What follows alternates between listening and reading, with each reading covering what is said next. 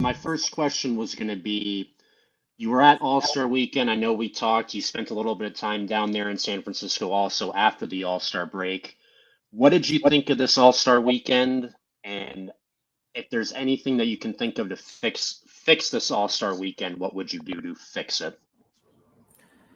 I'll go in reverse. I thought they got pretty damn close. I thought the tournament was the right formula. The like younger stars versus international guys, they played their asses off, and then the OGs, they almost lost to the rising stars. I thought the tournament had real sizzle.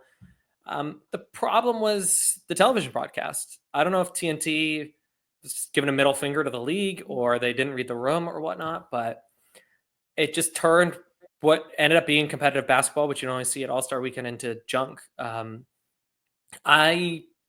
didn't actually watch much of the game in my seat. I was just kind of like walking around. I really like the back halls of the All-Star game. There's just like so much to do and so many people to see, and it's kind of chaos. So I didn't really have a sense of how bad it was until I talked to other people who were just sitting and watching.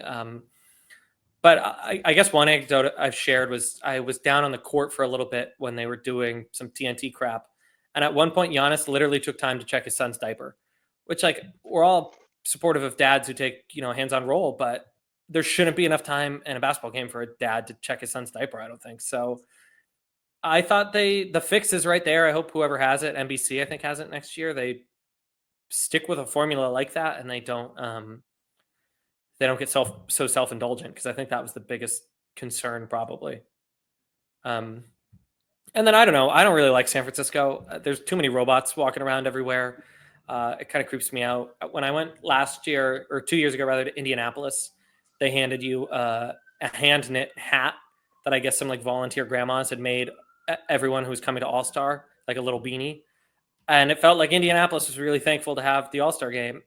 San Francisco felt like it didn't care. And then, like, really and truly, there were many different robots walking around in the stadium, and that creeped me out. So I don't know. It's a good time. I'm really thankful to be in a position to go to NBA All-Star games. I don't want to pretend like it's not very fascinating and interesting, but I don't really like San Francisco is really my answer.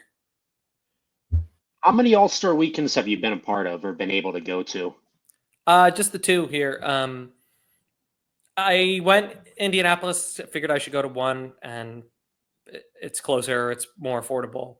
My twin sister lives in San Francisco, so I couldn't really turn that one down. And I love LA. I know that's not like a popular opinion on a Celtics podcast, but I love Los Angeles, so I might go next year. But you don't really get access unless you really work the phones and you know what you're doing. Everyone gets the same quotes. You don't really get that much out of it. So I think it's a fun spectacle. It's nice to see, national reporters I don't always get to see and whatnot. But in terms of like a valuable work trip, it's really what you make of it. So we'll see. I like LA quite a bit. Where's the one after that? Did they decide Phoenix? Does that sound right to you guys?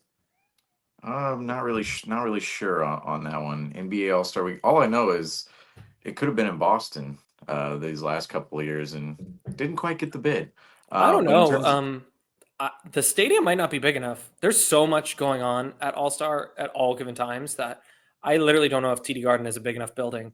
I was thinking of like the outside area too. Like you think about TD Gardens, the outside area versus say Chase Center. I don't know if you were outside of the Chase Center, but it seemed like they had that really big area where Yeah. they had the TNT set, and that's what all these other arenas have the luxury of. They have these massive parking lots and these massive areas Mhm. as you walk into the arena, and then you walk into TD Garden, it's literally like these two escalators just sitting. It's just sitting there, and it's like, how are you going to pack everybody into that little sardine can right there?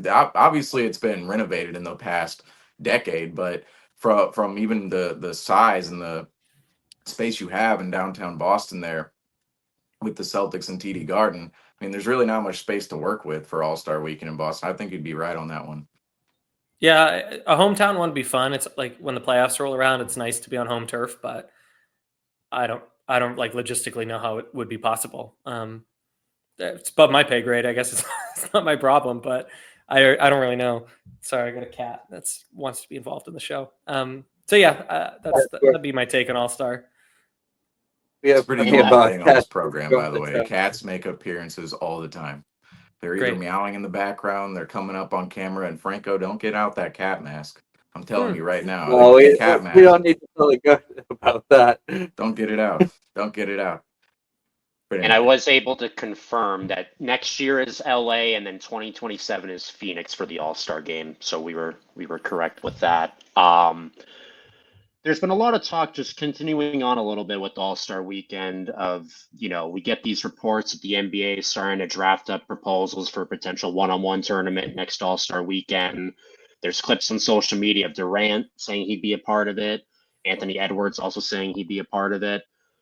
What are your thoughts on a potential one-on-one tournament becoming a part of All-Star Weekend moving forward? Do you think that this will help the weekend? Are you indifferent to it?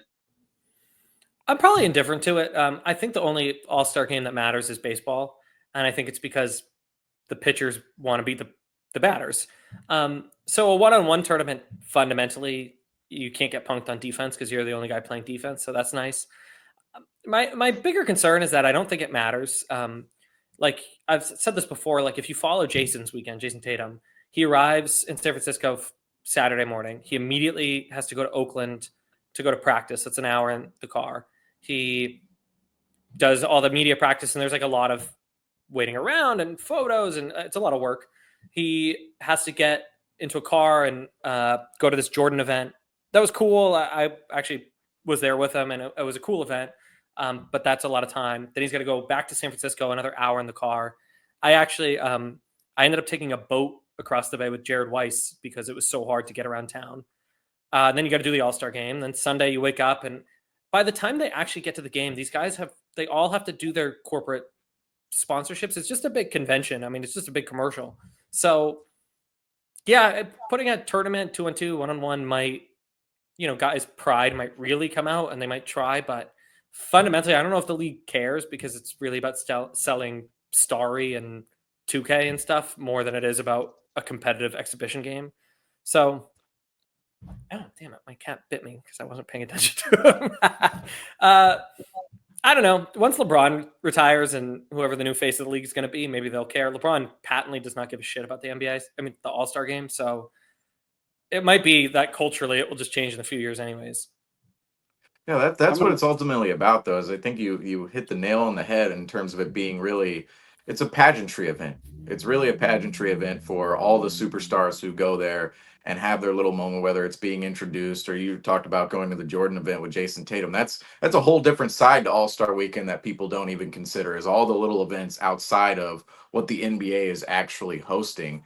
And ultimately, the All-Star game, it's really just this microcosm of really the entire weekend in itself, with all these players, whatever they're doing throughout their days, whether Saturday or Sunday or even Friday on some occasions. But the league just wants to, they want to change something that really can't be changed, right? The competitiveness of the All-Star game has really never been there. I mean, really in the past, you think about maybe 70s, 80s, early 90s, early 2000s, you could see some competitiveness within the All-Star games, but that came from internally from the players. It came from guys like Kobe Bryant. It came from guys like Michael Jordan. It came from guys like LeBron James for our generation.